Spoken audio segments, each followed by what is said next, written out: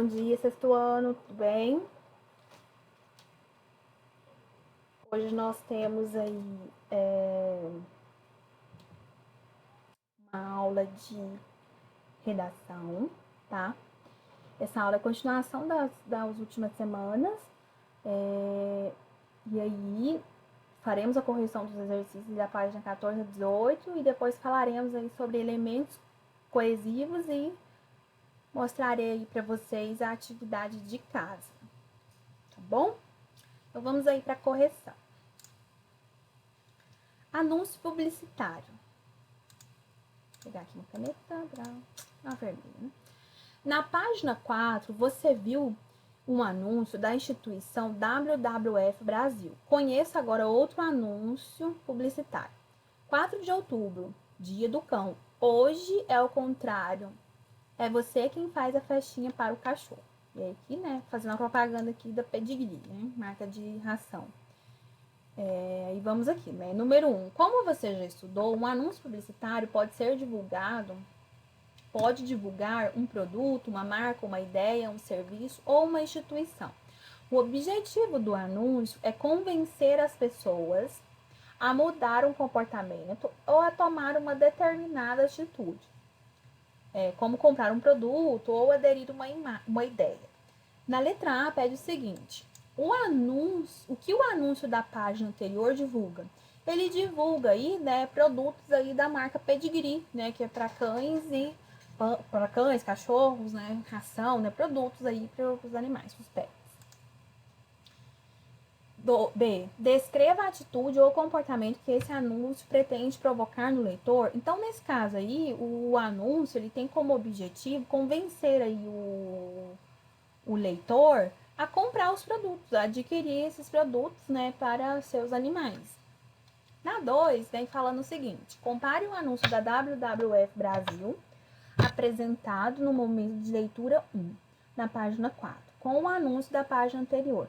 Relacione cada um deles aos objetivos com que foram produzidos. Então, aqui nós temos a WWF, com a imagem do panda, e aqui o Pedigree, cachorro é tudo de bom.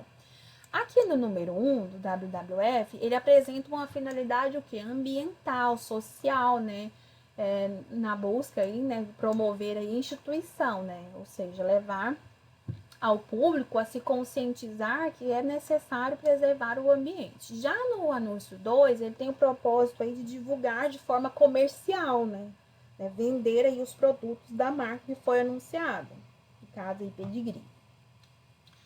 3. O anúncio publicitário, ele geralmente associa a linguagem verbal à linguagem não verbal para atingir o seu objetivo. Na letra A, fala o seguinte: qual é a relação entre a imagem e o texto verbal do anúncio da página 14?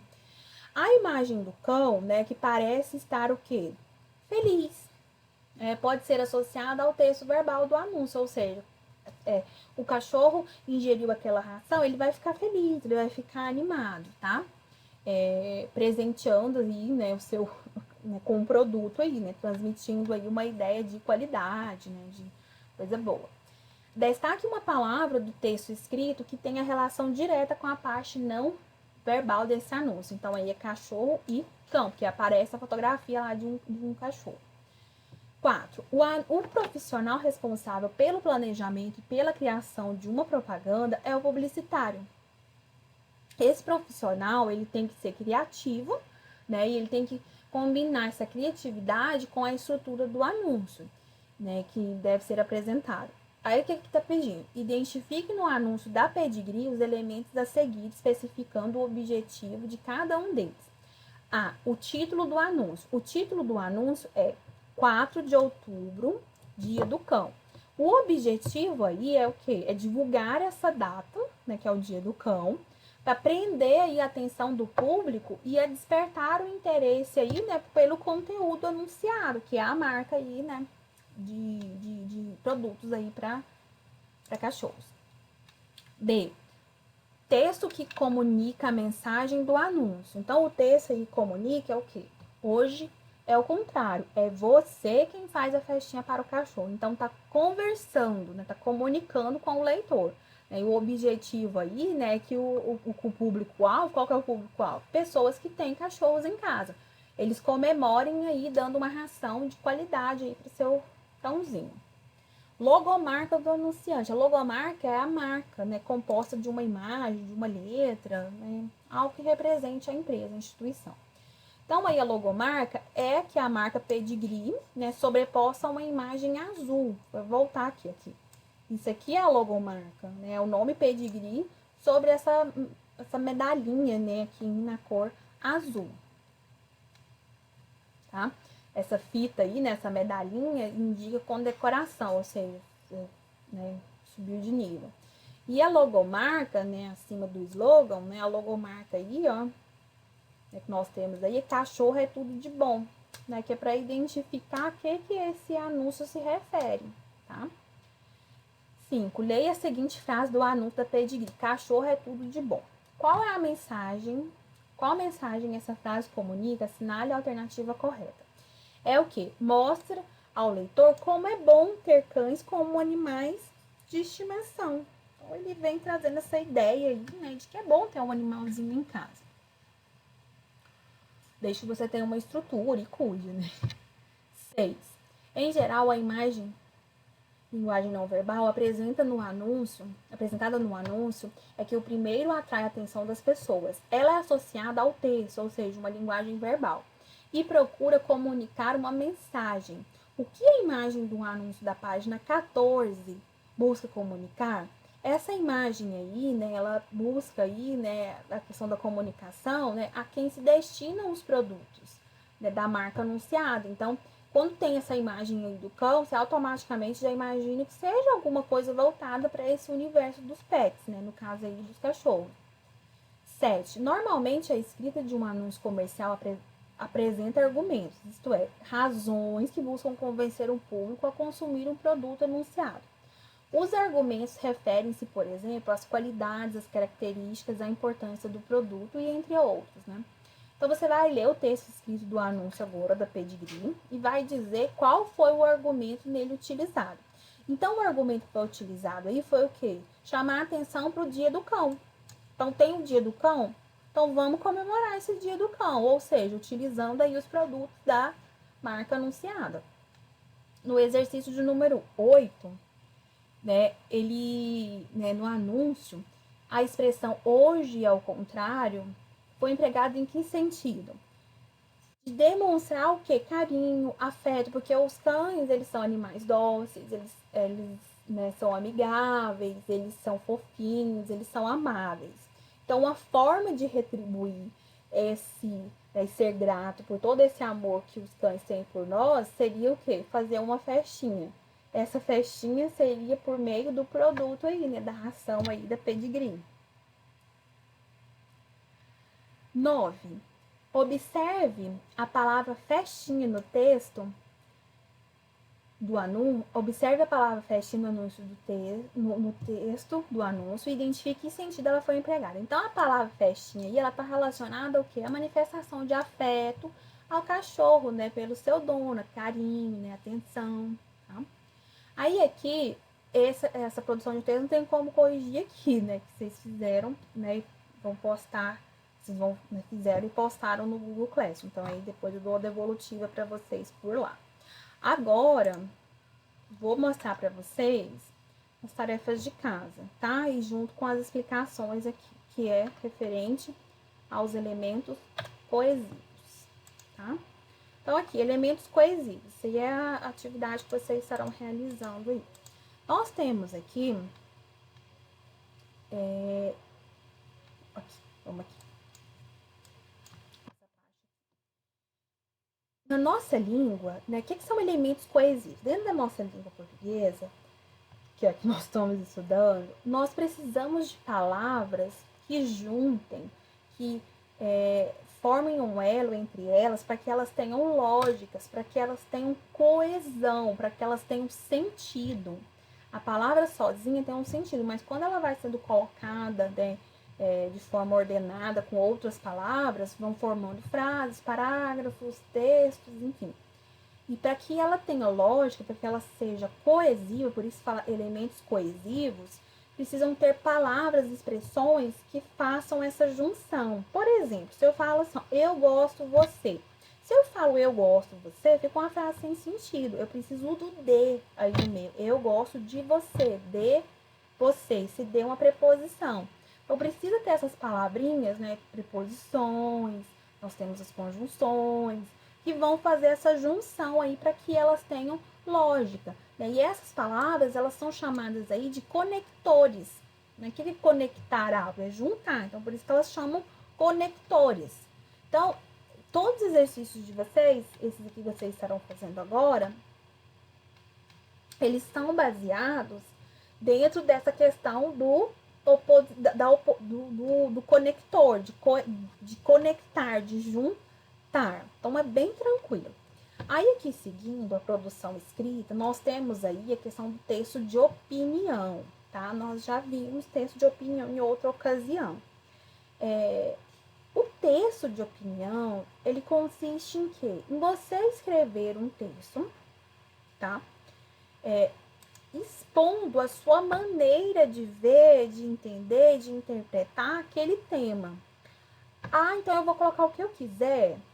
Não é bem assim. Você vai colocar as suas ideias, as suas opiniões, desde que elas não tenham um cunho, por exemplo, ofensivo, discriminatório, tá?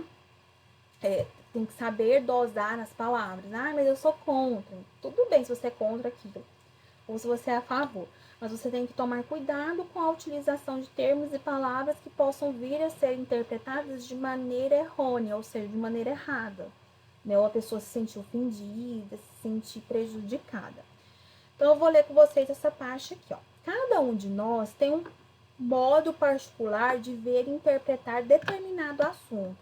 Isso representa nosso ponto de vista. Quando uma pessoa diz, por exemplo, o que acha sobre um filme, um fato, um comportamento de alguém, ela está emitindo uma opinião, a sua opinião. E algumas pessoas têm opiniões semelhantes a respeito de algo, e outras têm opiniões diferentes. Os textos a seguir são chamados de texto de opinião, também conhecido como texto opinativo. Esse gênero consiste em um texto no qual expressamos a nossa forma de pensar e justificamos o nosso ponto de vista. Como que é justificar nosso ponto de vista? Ah, eu acho que azul é mais bonito. Então eu tenho que justificar porque eu falo assim, a cor azul é a mais bonita. Por quê? Então eu tenho que justificar porque eu acho que a cor azul é a mais bonita. A verde é mais bonita. Então por que a verde é mais bonita? Então você vai falar a sua opinião e você vai justificar ela, a modo de convencer quem está lendo aí o seu texto de que a sua opinião seja mais correta, seja mais, né, ideal. Então aqui nós temos duas opiniões, né, sobre a preocupação das pessoas em preservar a natureza no seu dia a dia. Então tem uma opinião favorável, né, as pessoas se preocupam em preservar a natureza no dia a dia, tem uma opinião que diz que sim e a outra que diz que não. Então, você vai dar pausa no seu vídeo e vai fazer essa leitura aí em voz alta, tá? Para você treinar aí sua oralidade. Seguindo aqui, nós temos os exercícios. Número 1. Os textos que você leu trazem opiniões pessoais, como tem sido a preocupação das pessoas em preservar a natureza. Identifique quem concorda com essa atitude e quem não concorda. Aí, seguindo aqui, né, número 2. Todo texto é veiculado a um suporte textual. Suportes textuais, né, são portadores de texto, ou seja, matérias em que os textos aparecem. Ou seja, apareceu no site tal. Apareceu no jornal tal. Então, isso é um suporte textual, é onde o texto apareceu. A número 3 pede o seguinte: para uma pessoa convencer outra de que seu ponto de vista tem fundamento, é necessário apresentar argumentos, ou seja, razões, motivos que convençam, né, que comprovem a sua maneira de pensar. Em ambos textos foram empregados argumentos por meio da exemplificação, ou seja, por meio de exemplos. Você vai voltar lá no seu texto e vai sublinhar, né, esses exemplos aí que foram mencionados, que foram colocados aí no texto. Na letra B, se pede o seguinte: qual é o efeito de sentido desses exemplos para a argumentação do texto? Quando coloca um exemplo de alguma coisa, isso dá mais ênfase, isso dá mais credibilidade ao seu texto, ou seja, ele dá mais veracidade, ele fica mais completo, para dizer sim ou não. 4. Com qual dos posicionamentos apresentados você concorda? Explique. Então, é uma resposta pessoal. Se você concorda sim ou não, aí você vai explicar. Aí aqui, vem falando aqui o seguinte, né, o texto de opinião. O texto de opinião pode ser escrito em primeira pessoa com a linguagem clara. Nesse caso, também é comum o emprego de expressões como, em minha opinião, eu acho, do meu ponto de vista, concordo, sou contra, deve ser, discordo, minha sugestão, né? Não são obrigatoriamente usadas, tá? Mas elas podem ser aplicadas. Eu não gosto muito do eu acho, porque quando você fala eu acho, dá a ideia de que você não tem certeza. Então, se eu tô querendo convencer alguém de alguma coisa, eu primeiro tenho que estar convencido de que aquilo tá certo, né? Então, eu não gosto muito desse eu acho, tá? E aí, aqui, vem pedindo para vocês fazerem um texto, né? Você vai pensar em uma produção de texto. Então, você vai estar lendo essa notícia para você produzir o seu texto de opinião. Você vai ler esse texto aqui, termina aqui, e aí, né, você vai quer responder oralmente, vai responder para si quando você estiver lendo. Então, você vai pensar se você concorda com o ponto de vista, você vai listar os argumentos e razões que sustentam a sua opinião, tá? E aí aqui já passa para a questão escrita, para a parte escrita, tá?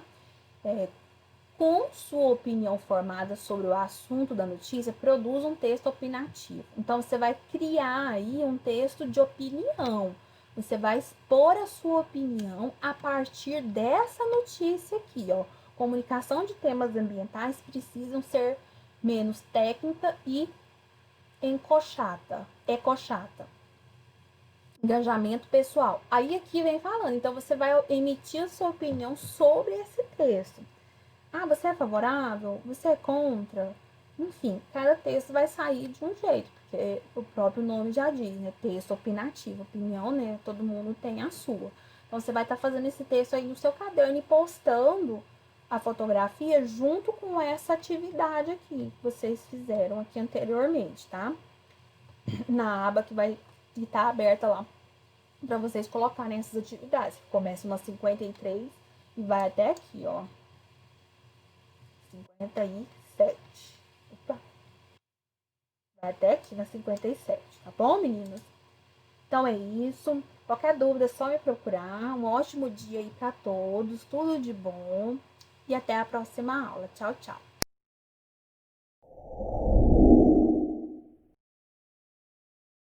Hello, meus amiguinhos do sexto ano, tudo bem com vocês? Hoje a gente vai falar um pouquinho do gênero teatral. A gente falou nas aulas passadas sobre como surgiu o teatro. E hoje a gente vai falar um pouquinho da comédia, como que ela surgiu e alguns personagens que são clássicos quando se trata de uma peça teatral. Então vamos lá. Quando a gente, para começar a falar, a gente fala um pouquinho do Alerquim, que é um personagem muito característico na comédia, que é um gênero teatral que teve origem na Itália, no início do século XVI, e mantinha aí a cultura do teatro popular. Surgiu então em oposição ao teatro erudito, tendo como inspiração os artistas ambulantes, mágicos e improvisadores, que opunham assim, a forma de cultura de fazer teatro, trabalhando com poucos recursos. Quando surge o teatro, as peças teatrais, elas são peças produzidas para a alta sociedade, para a elite, principalmente da sociedade francesa. A comédia, ela vem em contraposição a esse sentido do teatro e é um teatro popular. O que é o teatro popular? Aquele teatro de rua onde qualquer pessoa, independente da classe social onde ela está, ela pode apreciar uma peça de teatro. Então, a imitação era uma matéria-prima dos artistas, porque eles se guiavam da inspiração. A comédia, ela não tem um texto pronto que você tem que decorar as falas. Ela é feita principalmente através da improvisação. Alguns pesquisadores acreditam que tenha surgido a partir dos cortejos carnavalescos, que faziam sátiras sociais e imitava o figurino dos bufões. Bufões são as pessoas que tinham a função de fazer as outras pessoas rirem, por isso o nome comédia, e contavam com a participação de pessoas mascaradas. Então, além de aceitar essa teoria de que a Inquisição, que foi o tribunal instituído pela Igreja Católica com o objetivo de banir todas as pessoas que fossem contrárias à doutrina, então essa organização da Igreja, ela expulsa alguns artistas das suas cerimônias religiosas. Então as máscaras elas eram usadas para que ninguém soubesse qual era o artista que estava por trás daquele personagem, porque a igreja não entendia como um personagem, mas achava que a pessoa que estava falando ali no teatro era o que realmente a pessoa queria. E não, a gente sabe que dentro do teatro existem os personagens. E eles usavam essas máscaras realmente para que a população, para que o geralzão das pessoas que estavam assistindo não soubessem quem estava por trás da máscara. Então, as trupes, o que são as trupes? Eram a comunidade dos artistas. Esses artistas, essa comunidade era chamada de trupe. E elas eram itinerantes, ou seja, com a mesma coisa quando nós estudamos lá em história sobre os processos onde as comunidades se fixavam no local. Então, elas não eram fixas, elas eram móveis e percorriam toda a Europa. Se apresentavam em vilas, em cidades, na praça, na rua, enfim. Alguns palcos eram de maneira improvisada e ainda assim eles faziam bastante sucesso e alcançou toda a França. Os grupos eles incorporavam personagens locais em seus repertórios. As performances desses artistas, elas seguiam conjuntos de situações que tratavam de temas, principalmente de amor, de corrupção, ciúme, velhice, entre outros. E eram apresentados os defeitos e as qualidades dos seres humanos. Os diálogos e as ações mesclavam a sátira a acontecimentos locais da região ou do país, com piadas previamente conhecidas. Os autores seguiam um roteiro simplificado e podiam improvisar principalmente ao interagir com o público. Na comédia, os personagens são identificados pelas máscaras e os seus figurinos distintos. A máscara tem a função de disfarçar o autor e caracterizar um personagem. Vamos lá. A caracterização na atuação levava os atores a se especializarem em um personagem durante toda a sua vida. E a informação sobre o personagem era hereditária, ou seja, passada de pai para filho oralmente, pois naquele tempo poucos sabiam ler e escrever.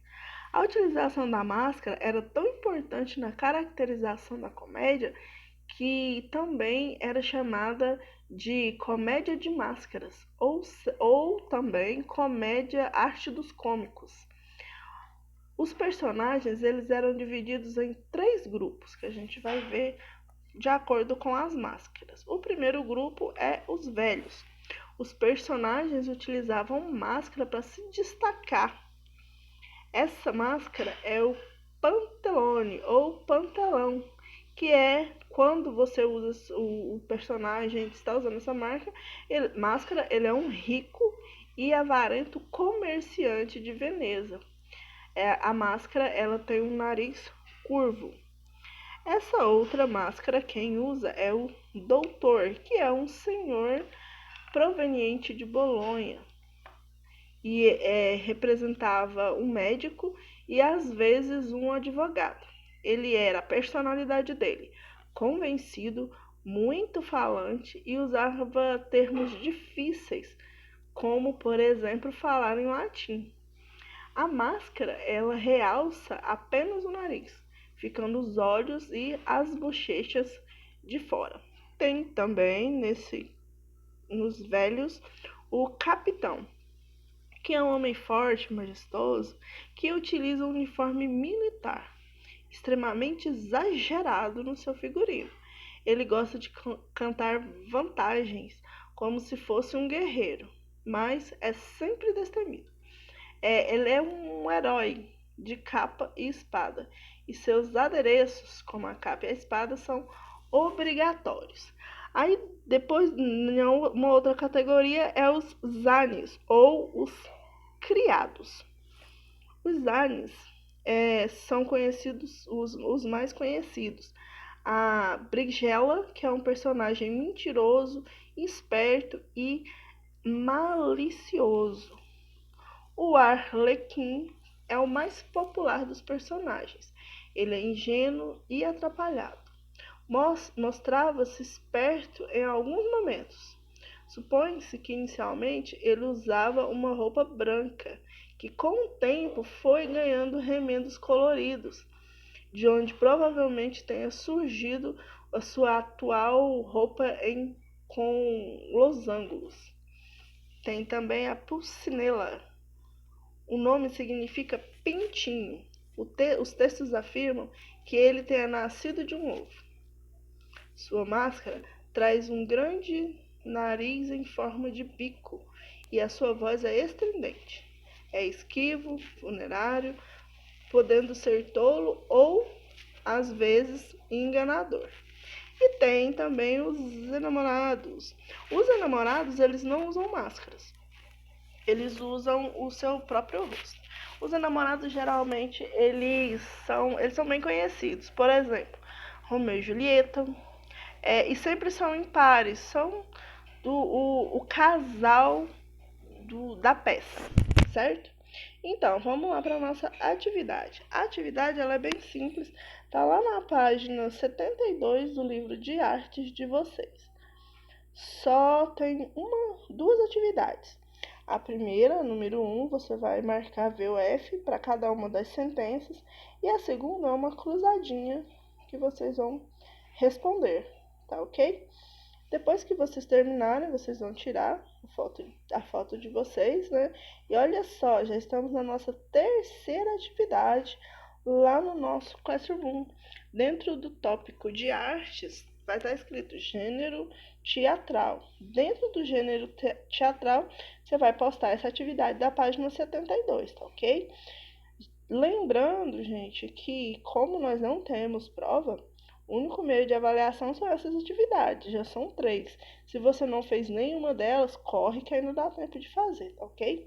Beijos para vocês, qualquer dúvida pode me procurar e até a nossa próxima aula.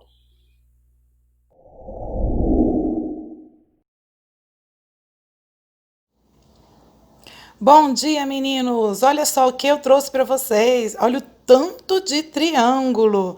Tem triângulo feliz, tem triângulo preocupado, tem triângulo assustado. E isso é que nós vamos aprender agora sobre triângulos. Vamos lá? E o que vem a ser triângulos? O triângulo é considerado um polígono. É construído, sabe por quantos lados? Isso, por 3. É uma figura plana, porque quando aparece triângulo, mas não é plano, ele é uma pirâmide, né? E os seus lados, nesse caso, são segmentos de reta. Além disso, há internamente no triângulo 3 ângulos. Olha o nome dele, triângulo, 3 ângulos. Veja na figura abaixo. Nós temos a primeira figura, o triângulo equilátero. Veja esse risquinho azul. significa que todos os lados têm a mesma medida. É o triângulo equilátero, equi igual, látero, lado.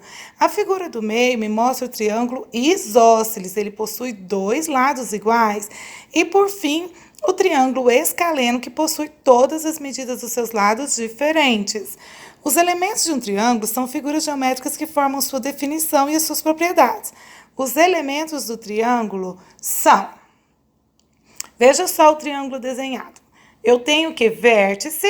Vértice é o encontro dos lados. Façam ver no seu dedo. Veja que a pontinha onde os dedos se encontram lá embaixo, no finalzinho deles, é chamado de vértice. Além disso, nós temos lado, que seriam cada dedo nosso, e nesse caso aqui é cada uma desses segmentos de reta. Temos o ângulo interno, que se a gente faz um V no dedo, é a parte interna entre os dedos, e o ângulo externo, que fica do lado de fora, é a parte correspondente ao ângulo externo. Então, nós temos segmento de lado, 3 lados, é uma figura plana, ele possui 3 ângulos internos e também 3 vértices. E os que são vértices? Vértices são os pontos de encontro entre os lados do polígono. No caso, deste aqui, triângulo, são as pontinhas, tá bom? Além disso, eu falei que temos ângulos internos, que são ângulos gerados por 2 lados consecutivos internamente dentro de um triângulo, e o externo, que o próprio nome fala, externo, de fora, o espaço externo ao triângulo durante o seu prolongamento. Os triângulos eles não possuem diagonais, ou seja, um segmento de reta que une 2 vértices consecutivos de uma figura geométrica plana. Ele não tem como, por exemplo, o quadrado, que ele tem... Podemos passar diagonais, né? Que são os segmentos que ligam os 2 ângulos que não são consecutivos. Mais adiante, quando estudarmos quadriláteros, veremos isso. Sobre classificação dos triângulos, eu convido vocês para pegarem o livro de vocês e olharem a tabela que tem lá no capítulo 8, na parte de triângulos, a classificação dos triângulos. Então, vamos lá, abra um livro na página 33. Na parte de classificação dos triângulos, temos assim, os triângulos, então, eles podem ser classificados quanto aos seus lados e quanto aos ângulos internos. Quanto à medida dos lados, vamos ver o que a gente tem em relação às medidas dos lados. Nós temos triângulo equilátero, que foi o que eu falei agorinha, que tem os 3 lados da mesma medida. Veja só, os ladinhos aqui são chamados de Azinho, Bzinho e Czinho, e eles são todos iguais. Temos também o triângulo isósceles, onde tem 2 lados iguais. Azinho e Bzinho, neste caso aqui, são iguais, o C é diferente. E por último, o triângulo escaleno, que possui todas as suas medidas de lados diferentes. Então, Azinho diferente de Bzinho, diferente de Czinho. Agora vamos ver... Quanto à medida dos ângulos internos, eles podem ser chamados de triângulo retângulo, triângulo acutângulo e triângulo obtusângulo. O triângulo retângulo, ele tem um ângulo reto, veja só, esse de 90 graus, lembra disso? O ângulo reto é de 90 graus. Também temos o triângulo acutângulo, que é esse triângulo que possui todos os ângulos internos agudos. Então, começou com a letra A, lembra do agudo, acutângulo, todos os ângulos são menores do que 90 graus. E triângulo obtusângulo, lembra de obtuso. O que significa isso? Que possui um dos seus ângulos maior do que 90 graus, ou seja, ângulo obtuso.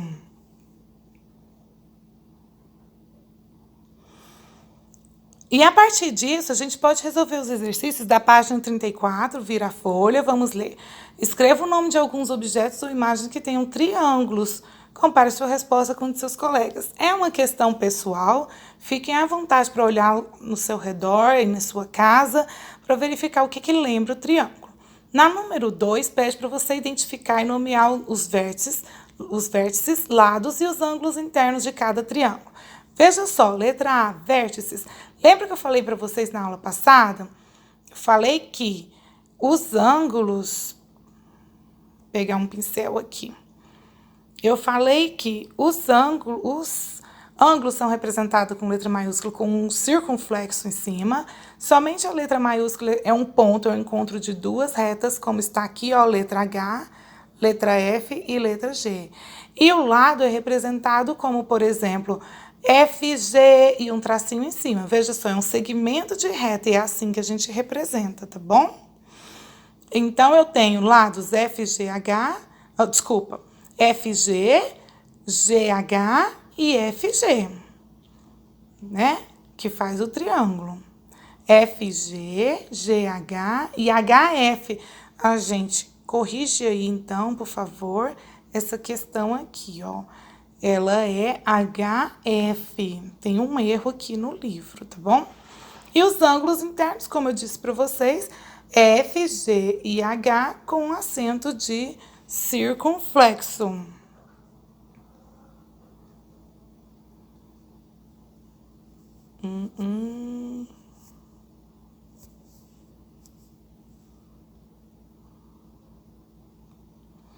Então, continuando a letra B, eu tenho os vértices L, Lzão, Mzão, Nzão. Os lados é o segmento, então você põe LM tracinho em cima, que é assim que a gente representa o segmento, MN e LN. E os ângulos internos são os vértices com a representação com um circunflexo em cima. Vamos ver agora o exercício 3. Ele pede para você observar a figura e pergunta quantos triângulos há nessa figura. E pede para você dar nome para cada um deles. Então, você vai contar e você vai ver que tem o triângulo BFD, que é esse interno. Tem a lateral esquerda dele, que é esse BDC. Tem também o FDE, tem o ABF. E você não pode se esquecer que externamente tem um triângulo também. Então, eu tenho 4 internos e o externo, que são 5. E a representação, você coloca um triângulozinho assim do lado. Veja só. É assim que a gente representa o triângulo. A número 4, o esquema ao lado construído com 6 palitos, lembra um triângulo. Desenhe um esquema mudando de posição 2 palitos, de forma que obtenha 2 triângulos menores. Então, ele pede para você pensar, ver como que você pode mudar os 2 palitos para poder mudar de lugar. Essa aí eu vou deixar por conta de vocês pensarem um pouquinho, depois vocês conferem aqui de acordo com essa resposta aqui na minha lateral. Aqui embaixo. Beleza?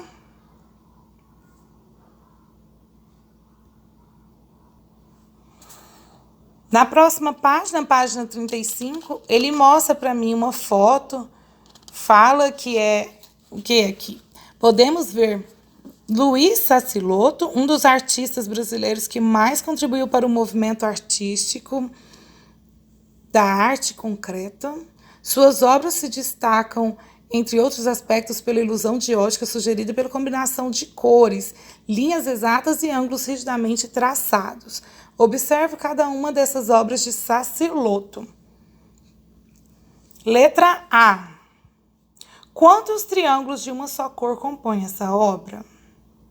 Então, todos os triângulos são os mesmos, só muda a posição deles, que forma aí um desenho diferente. Porém, a obra completa é o conjunto desses 4. Pergunta quantos triângulos há. Então, olha só, se em uma figura como essa primeira, ela possui 4 triângulos, na segunda, 4, na terceira, 4, na quarta, 4. Então, quantos triângulos eu tenho? 4 triângulos nessas 4 figuras. 4 vezes 4, 16. Letra B. Quantos triângulos de uma ou mais cores há nessa obra? Bem, então você vai ter que contar, além dos triângulos da mesma cor, o total. E eu vou deixar para vocês contarem isso aí, beleza? Letra C. Os triângulos de mesma cor têm os lados com mesmas medidas? O que vocês acham? Verifica aí e confere a resposta aqui comigo. A resposta está aqui. Número 6. Nomeie os triângulos que compõem a superfície de cada figura. Então, aqui eu tenho o quê? Um triângulo na base inferior, na base superior. Então, é o triângulozinho BDF e ABC. Beleza? E nesse aqui eu tenho o quê? Nas suas faces laterais. Então, triângulo VAF, triângulo VBA, VBC, VDE, VF. É isso aí. O que eu espero de vocês agora? Eu preciso que vocês estudem esse material para resolver os exercícios de CAGED da página 36 e 37. Mas antes vamos fazer esse 7 e esse 8 aqui. A seguir são apresentadas medidas de dois lados triângulos ABC, EF, H e J. São as medidas. Aí ele pergunta para você, né? Que tipos de triângulos são esses aqui de acordo com suas medidas? Bem, no triângulo ABC, de acordo com suas medidas, ele deu 10, 15 e 10 centímetros. Tem dois lados iguais, então ele é chamado de isósceles. A letra B é um triângulo F que tem 5 centímetros, 6 centímetros e 7 centímetros. Eu vejo que todas as medidas são diferentes, então é o triângulo escaleno. E por fim, a letra C, eu tenho 5, 5 e 5. É chamado de triângulo equilátero, que é também isósceles, porque todo triângulo que tem 3 lados iguais, antes de ter 3, ele tem 2, não tem? Então, ele é isósceles também. Agora, na número 8, é bem interessante que pede para você desenhar de acordo com os pontinhos o que está pedindo. Por exemplo, a letra A, escaleno e acutângulo. Ou seja, eu quero que tenha todos os lados diferentes e que tenha ângulos menores do que 90 graus. Então, tá aqui uma sugestão. Sua construção não precisa ser a mesma que a minha. A letra B tem que ser isósceles e retângulo. Ou seja, tem que ter uma reta horizontal e uma vertical para fazer 90 graus e dois lados iguais. Então, 2 pontinhos para cima, 2 para o lado, fez essa figura. A letra C é o escaleno, ou seja, todos os lados diferentes, mas tem que ser obtusângulo e tem que ter um ângulo maior do que 90 graus. A representação que eu fiz foi essa aqui da letra C. Eu fiz não, o autor, né? Na letra D, que sirva sugestão para vocês. Na letra D, isósceles, dois lados iguais e acutângulo, ou seja, tem que ter ângulo menor do que 90 graus. A sugestão é que faça como a letra D. E a letra E fala que é isósceles e obtusângulo. Então, ele tem dois lados iguais e ainda tem um ângulo maior do que 90 graus. Faça, então, os exercícios da página 36 e 37. E uma dica que eu dou para vocês, voltem toda hora lá na página da classificação dos triângulos, que é a página 33, para vocês revisarem o conteúdo, ok?